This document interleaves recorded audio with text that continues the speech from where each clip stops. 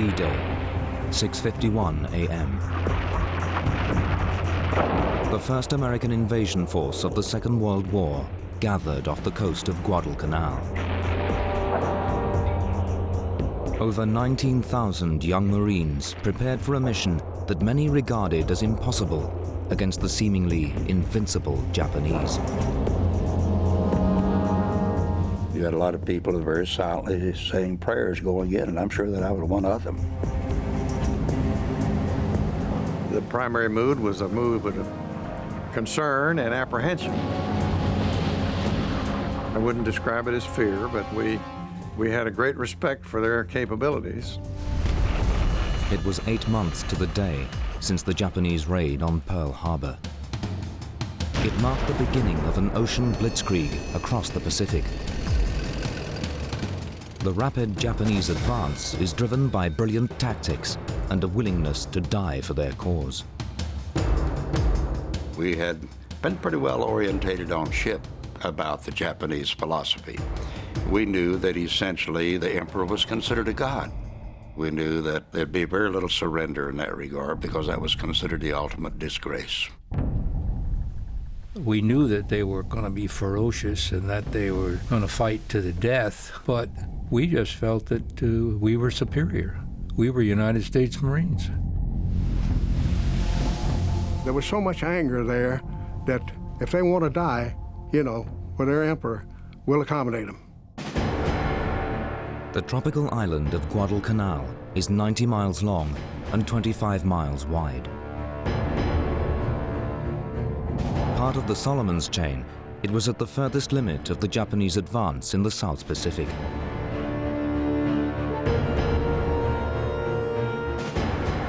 On July the 17th, 1942, a single B-17 bomber flew over the island on one of the most important aerial reconnaissance missions of the Pacific War.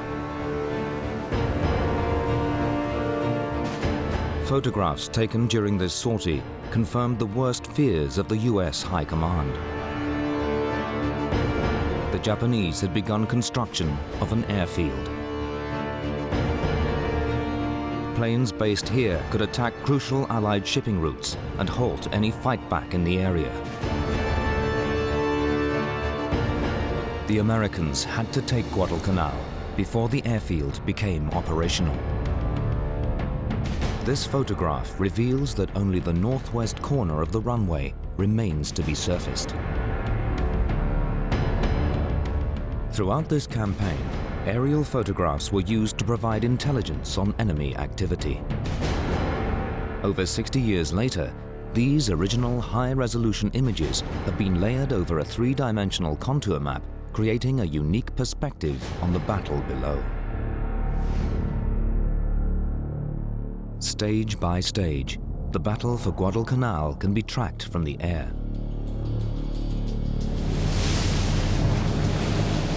D-Day, 9 a.m. As the landing force moved closer to shore, the Marines prepared to hit the beaches. Luckily, the Japanese didn't know we were coming, and we got ashore before a shot was fired. We didn't run into any opposition on the beach, none whatsoever. And I think that kind of become a surprise to us, and we 17 and 18 years old, that probably comes as a disappointment to us. Now, we did run into the opposition later on, and very, very heavily. After the heavy pre-invasion bombardment, the Japanese defenders had retreated into the jungle. But nearby, it would be a very different story. 20 miles north of Guadalcanal, a specialized landing force was tasked with the capture of a small island group. Their main objective was Tulagi, the location of the Japanese headquarters in the area. It had to be captured and held.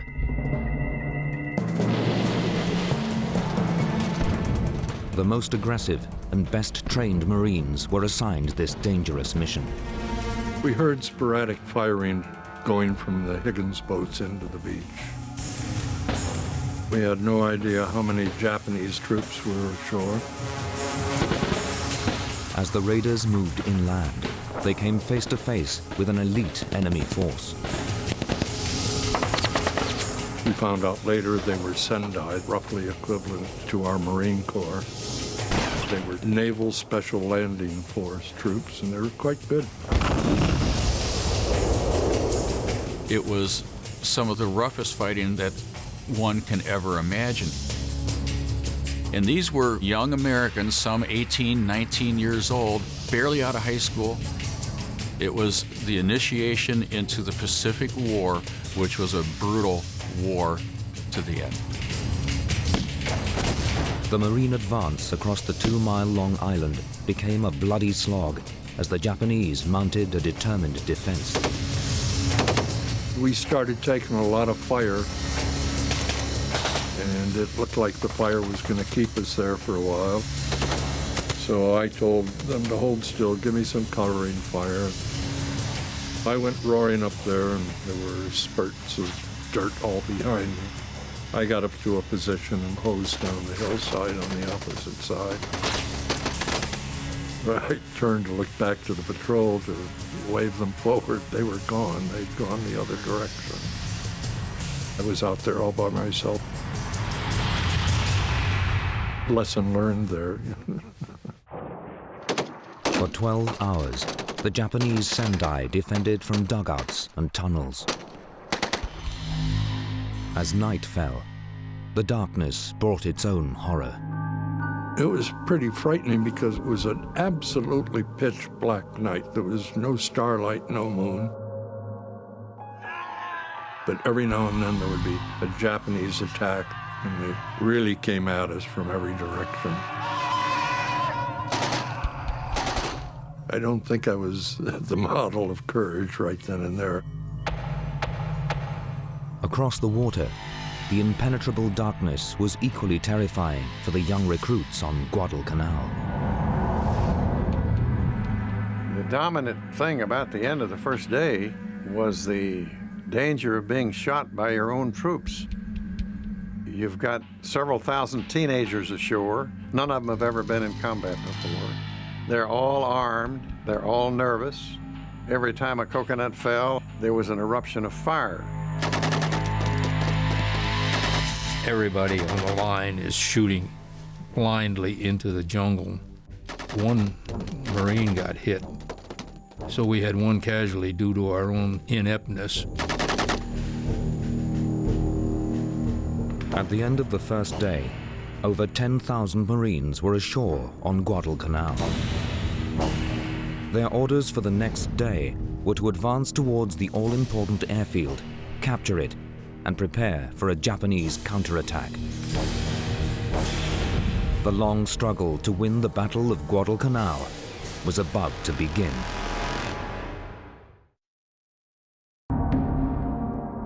Guadalcanal, Day 2. The U.S. fightback in the Pacific had begun. Aerial photographs of this tropical island revealed the objective of the American attack. On the northern coast, a tactically vital Japanese airfield was under construction. The U.S. Marines tasked with its capture moved out from their beachhead. They prepared for their first taste of combat with the seemingly invincible Japanese war machine. They had been touted up in all the press that we've been reading about what wonderful snipers they were and how well they hid and how they surprised everybody all the time. It was a big unknown.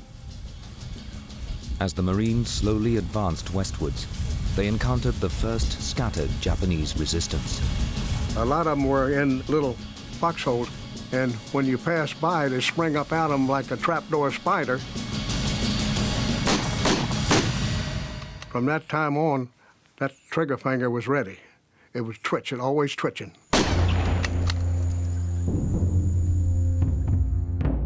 Marine leaders found navigation near impossible. They were forced to work from hand-drawn maps based on aerial reconnaissance photographs. And the maps that we used were just line sketches made from that photograph. They showed simply where the beach was, where the rivers were. The map showed us very little about any vertical dimension. We had to learn all of that by examination on the ground after we got there. Exhausted by the heat, the heavily laden Marines were slow to advance in the thick tropical growth. At 4 p.m., they reached the airfield. To their surprise, the Japanese had withdrawn into the surrounding hills, leaving behind essential fuel, construction materials, and even a few luxuries. We found a storehouse and we found a lot of rice and sake, rice wine. Oh, that stuff was brutal, but the Marines drank it anyway. The officers banned it after a while. They said, no more of that, you know, you got to be in fit condition in case we get a big counterattack. The airstrip was soon christened Henderson Field, after a Marine pilot at the Battle of Midway. Most of the captured Japanese facilities were still intact, including a radio station and a refrigerating plant. The Marines put up a sign, Tojo Ice Factory, under new management. Now they dug in and prepared for the inevitable counterattack. 20 miles north of Guadalcanal, on the small island of Tulagi, the battle was still raging.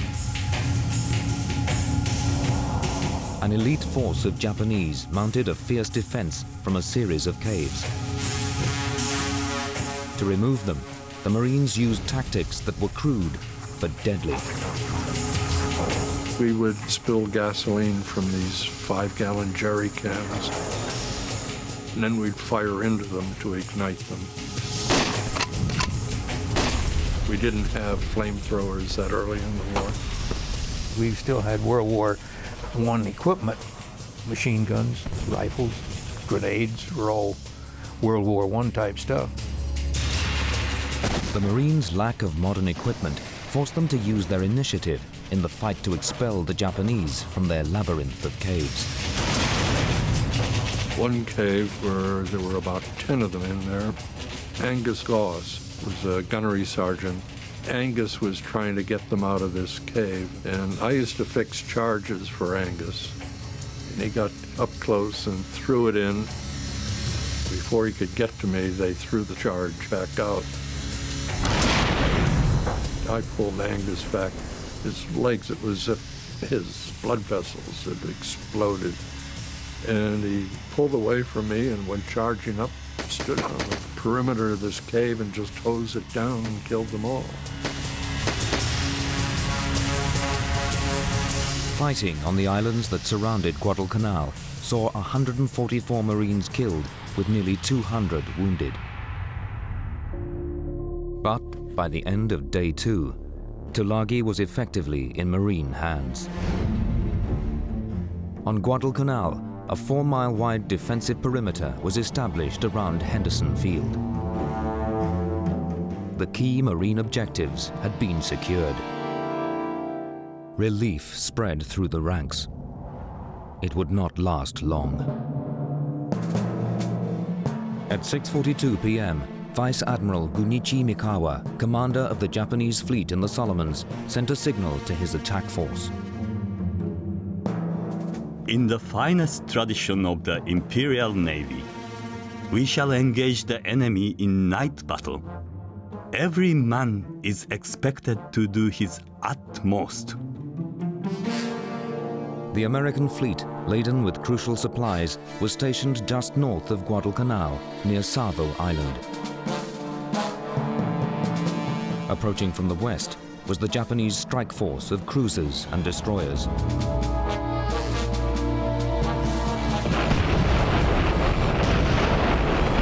We became aware that there was a ship conflict going off out towards Savo Island. And we watched these flashes, and we watched the ships blow up.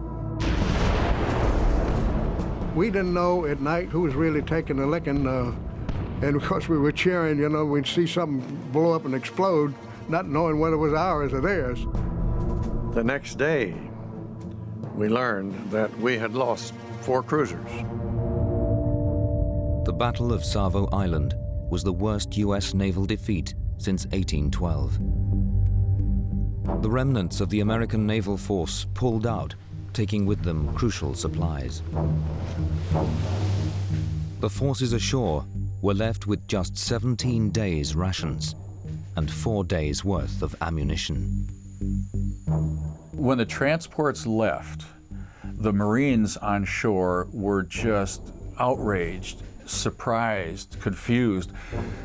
These are our fellow Americans and they're abandoning us? We're all alone here on this island? How are we going to get supplies? What about reinforcements? They felt the Navy should have remained in the waters off Guadalcanal and supported them. Now, without naval support, the Marines were at the mercy of an empire desperate for revenge. The Japanese counterattack was about to begin.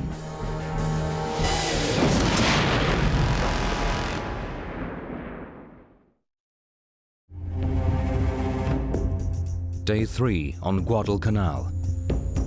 The 1st Marine Division prepared for a long and bloody fight. Reconnaissance planes photographed the struggle from high above. Now, these images are used to give a unique perspective on the battle which unfolded below. The Marines set up a 4-mile-wide defensive perimeter around Henderson Field airstrip, soon to become the most contested piece of earth in the Pacific theater. In an attempt to dislodge the Marines, Japanese aircraft made incessant raids against the runway. They had these giant seaplanes that circled all night long. We call them Washing Machine Charlie. And they'd throw out fragmentation bombs, about 25-pounders, you know, all over the place. And you'd hear guys screaming, you know, getting hit. Marine patrols were sent into enemy territory in expectation of a major counterattack. Going out on patrol, that is miserable because in jungle, you can't stay on the same trail every time or you'll be ambushed. The only way you learn that they're there is when the lead guy on the patrol drops with a bullet.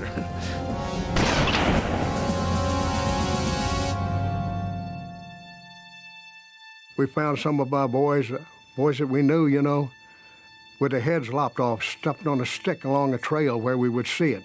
And that just infuriated. It didn't scare anybody, it just infuriated. We'll do them one better. And we did. I tell you, we carved them up.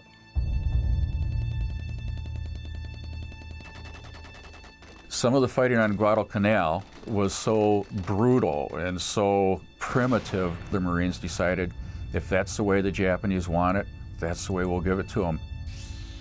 And for the rest of the war, many of the units just lived by the code, no prisoners taken.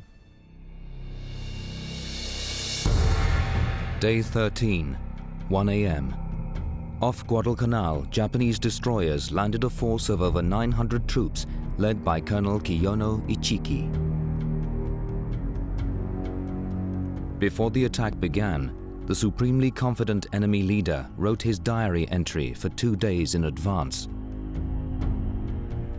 21st of August, enjoyment of the fruit of victory. The Japanese advanced west along the coast towards the American defensive perimeter around Henderson Field. At positions behind the Ilu River, the Marines prepared for the attack. At 2 a.m., Colonel Ichiki sent in his elite troops straight at the American machine guns. They'd plunge into the river, you know, come across. But we had those 37 millimeters set up there, along with 50 caliber air-cooled machine guns. The attack was relentless, but the Marines were determined to hold the line. We had a guy from Philadelphia, Schmidt. He got a hit nearby and it blinded them completely. Even though he was blind, he managed to load that gun himself and keep firing. The thing with the air-cooled machine gun, you have to change the barrel after so much firing. When it gets hot, and you're supposed to have asbestos gloves doing it. He couldn't find his. He did it with his bare hands, burned his hands up. And he did all that and kept that gun firing all night long. Ichiki continued to send in wave after wave of his men. They coming in shouting, you know, and hurling obscenities and everything at us, and we just mowed them down. The rivers ran red with blood. The Marines held their positions through the night. The following morning, M3 Stuart tanks were brought into the attack, and 37mm cannons opened up on the Japanese. And it was supposed to be used for anti-tank, but we used the canister ammunition, depressed the barrels, and bingo. Each one of those shots was like a buckshot in a shotgun. It was spread out and just mow down everything. Whether it was a human or whether it was undergrowth, it mowed it all down. By dusk, nearly 800 Japanese were dead at the cost of 34 Americans. I wondered what kind of a command structure would send 1,000 soldiers, no matter how good they were, against a division of Marines. And my own opinion was that if their generals weren't any better than that, we were in pretty good shape. In disgrace, the Japanese leader, Colonel Ichiki, committed suicide. The victory changed Marine attitudes. There had been the myth of the Japanese Superman, that the Japanese were somehow better trained and with superior fighting forces. And this proved that no, it didn't exist, that if the Marines did what Marines do, they would be more than a match for the Japanese opponent. Despite their defeat, the Japanese continued to land thousands of troops on the island. The Marines were desperate to stop this flow of reinforcements and needed air support. For nearly 2 weeks, they worked around the clock to complete the Henderson Field runway using captured Japanese machinery. By the end of August, American Douglas dive bombers and Wildcat fighters operated out of Henderson Field.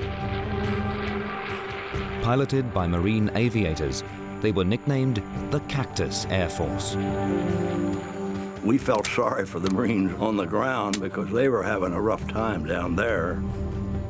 We knew that every ship that we could keep from coming into Guadalcanal to resupply their forces would help our forces that much. Japanese convoys, known as the Tokyo Express, raced along the island's treacherous coast in the fight to resupply their own troops. During daylight hours, the Cactus Air Force made Japanese reinforcement a high-risk venture. Due to heavy naval losses on both sides, the seas around Guadalcanal became known as Iron Bottoms Sound. Resupplying the Marines still struggling to survive on Guadalcanal was near impossible. We stayed abandoned for over a month and sort of lived off the land, and there wasn't a lot to live off. We just didn't have any food for quite a while. At most, we had 1/3 ration, which would be 1 can for you for a day. We were really starving out there. 5 weeks into the campaign, Japanese forces amassed for their largest counterattack to date. Marines hurriedly reinforced a weak point in their perimeter on high ground to the south of Henderson Field.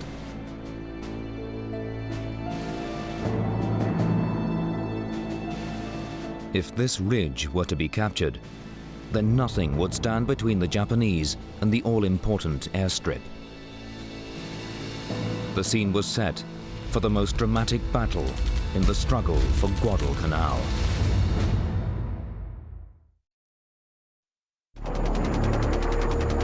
September the 12th, 1942. The battle for Guadalcanal had raged for 37 days. Aerial reconnaissance images give a unique perspective on this bloody campaign. In the north of the island, United States Marines had established a 4-mile defensive ring around Henderson Field airstrip.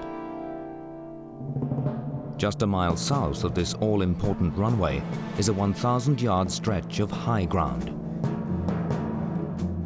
It would soon earn the name Bloody Ridge. The Americans had to hold Bloody Ridge if they wanted to hold Henderson Field. Once you've lost Henderson Field, then you've pretty much lost Guadalcanal. At this crucial point in the American defenses, over 800 Marines prepared for battle under the leadership of Colonel Merritt Edson. Edson, who had an exceptional tactical brain, spotted what he thought was the weakest point and the most likely point of attack. If this ridge fell, then the Japanese would have a clear path through to the airstrip. At 10:30 p.m., a tide of Japanese advanced towards the Marine positions. Flares marked the beginning of the charge.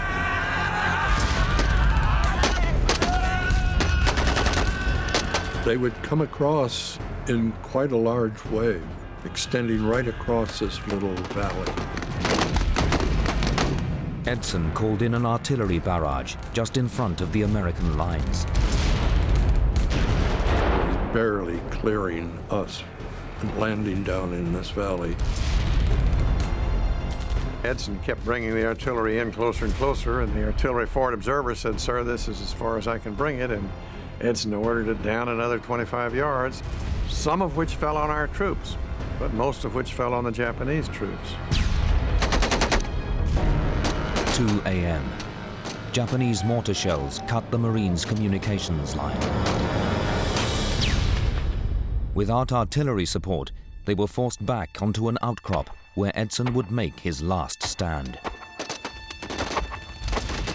The Marine skirmish line gave you so much confidence because you knew that your guy on your left and the guy on your right would die to save your life, and you would do the same for them. As the Japanese threatened to overrun the ridge, the battle descended into bloody hand-to-hand combat.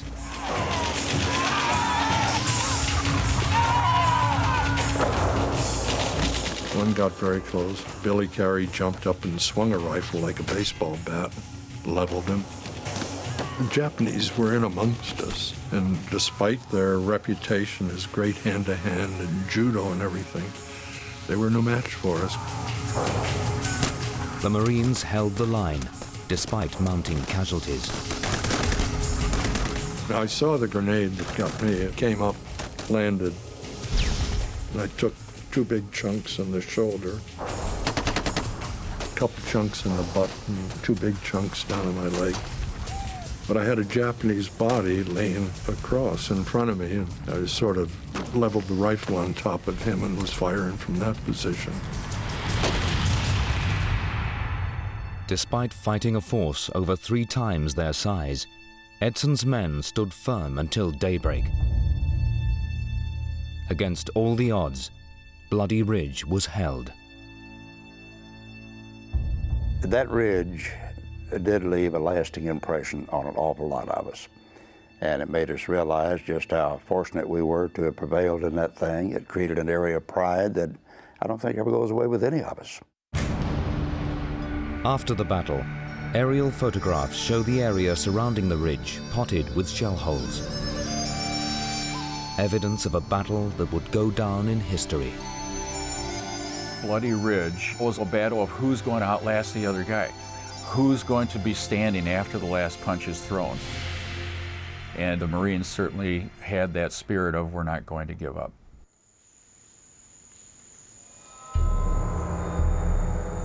Guadalcanal became a battle of attrition. The Marines fought not just the Japanese, but the island itself.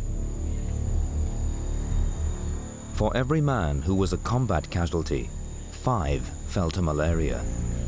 The malaria just sort of crept in on us, and when you came down, you were down. There wasn't much you could do. You had bouts of just uncontrollable shaking and chills and fever. Wasn't a healthy thing. Dysentery. I don't think anybody in the company had a solid bowel movement and all the time we were in Guadalcanal. Day 68, 6:30 p.m. After Bloody Ridge, the Japanese employed new tactics.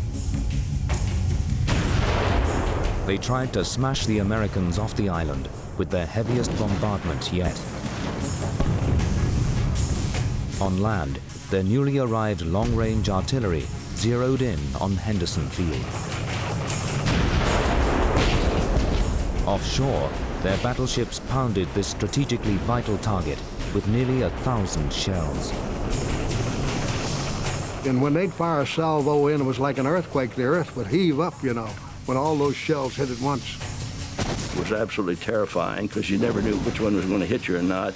And one big one landed right in our camp. By the following afternoon, Henderson Field was completely out of action. These aerial photographs show the field littered with destroyed planes.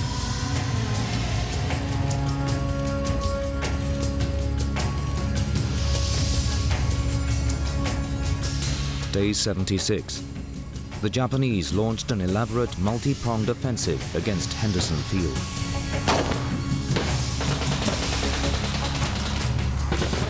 But the attack descended into chaos after a breakdown in communication between its commanders in the dense jungle. The uncoordinated assault was repelled by the Marines. After the battle, they asked a prisoner, well, why didn't you modify your attack? It obviously wasn't working. And he said, well, we were given orders to attack that point, and we were not going to question those orders. So that was that Japanese inflexibility. The Marines would have the improvisation. The Japanese inflexibility would cause them to keep repeating an attack even if it wasn't working. The Japanese were tremendously brave, courageous to the point of foolhardiness. They attack machine guns by frontally and charging into them. They lose every time. The defeated Japanese retreated into the jungle without food or water. The Americans would launch a coordinated land, air, and sea offensive to end the Battle for Guadalcanal once and for all.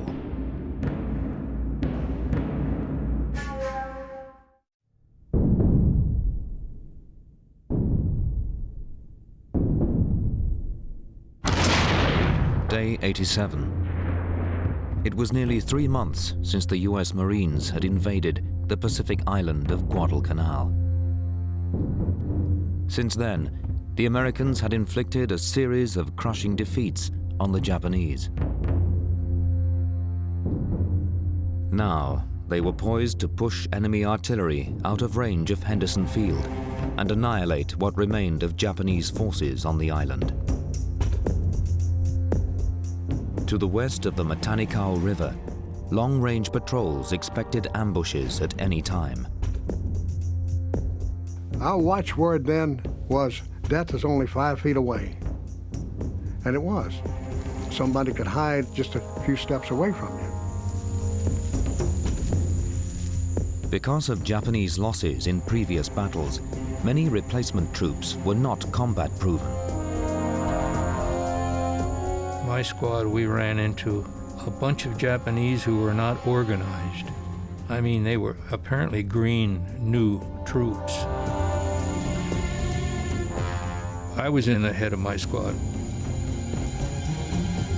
And there in front of me were 3 Japanese soldiers, and we slaughtered them.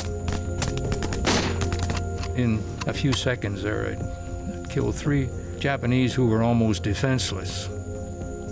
But that didn't last long. As the patrol advanced, it came under fire from a hidden sniper. Suddenly, a bullet hit the rock near where I was and looked around. I couldn't see anything. Another one went right by my ear. I took a shot at him and missed. Suddenly discovered rifle was out of ammunition. I had to get a clip.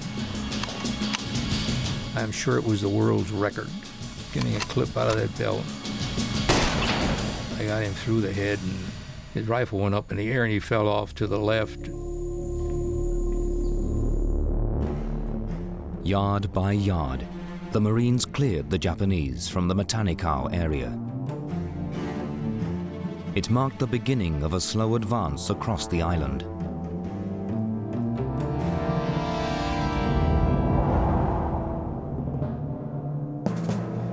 Day 99. Despite the campaign going against them, the Japanese High Command tried one last desperate counterattack. A Japanese task force was launched. Their orders were to neutralize the Guadalcanal airfields. Once they had been put out of operation, the Japanese could safely land troops from their convoys' transports. In the darkness, an American cruiser force was attacked by the advancing Japanese. We were cruising right off from Guadalcanal. We got right in between two battle columns.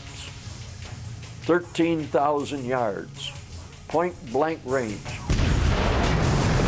Now this is night battle, so you don't know who enemy is and who is friendly. A salvo of shells bombarded the American ships. We got hit with 7 14-inch shells through the bridge. First Lieutenant Joe Hubbard was walking past gun 6, and a piece of the shield took his head right off the shoulders. It just rolled down the deck and he was gone. Of the 13 American ships, 12 were either sunk or damaged. But during the battle, the Japanese also suffered heavy losses. Here come a Japanese destroyer down our port side, and gun 8 opened fire and put a 5-inch shell right into their depth charges. And we could hear the screaming from the Japanese sailors, and the ship was sizzling when it went under. The Japanese were forced to retreat. Not one enemy shell landed on Henderson Field. 10:12 a.m. With their screening force in withdrawal, the Japanese troop transports were unprotected. As they attempted to reinforce Guadalcanal, the transports were caught in the firing line of the Cactus Air Force. Those things were absolutely loaded with people. I never saw anything like it. As we would come in and get down there around 1,000 feet or so, all we could see is humanity all over the decks. It was sinful to see that many people on there as you were going in to hit them.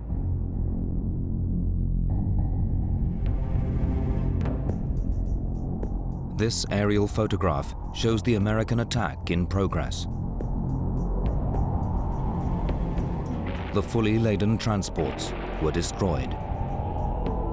Only 2,000 soldiers made it onto the island alive. By the end of November, the Japanese no longer controlled the waters surrounding Guadalcanal. Supplies to the trapped enemy troops dwindled. The island they once defended became their graveyard. Most of the Japanese who went to Guadalcanal died on Guadalcanal. If they didn't die from malaria, they died at the hands of American Marines or starvation. It came down to where some Japanese were forced to try and eat part of their own uniforms to get some nourishment out of that. And so the Japanese have always referred to it as the Isle of Death because so few of them returned from it. December the 7th, 1942. Exactly 1 year after Pearl Harbor, Marine Commander General Alexander Vandergrift sent a message to his men. Your unbelievable achievement has made Guadalcanal a synonym for death and disaster in the enemy. The Marines, many of them boys no older than 20, had held the island through courage, sacrifice, and sheer bloody will. The spirit was everything, and they called it the gung-ho spirit. We learned you can't show any fear, never take a backward step, because it just encourages them. The harder they fight, the harder you lay it on. The people that won the battle, the war out there, were the ground people. It wasn't we pilots. It was the ground people that won it. They had the dirty job and they did it. And they were, heroes on top of heroes out there. The Marines' mission was accomplished. They had taken and held Guadalcanal. Army forces were given the task of clearing the remaining Japanese off the island. After 4 months of horrific fighting, the Marines began to disembark from their island hell. I was lying on the beach, shaking all over with malaria, just down to skin and bones, and they sent the Higgins boats in to pick us up.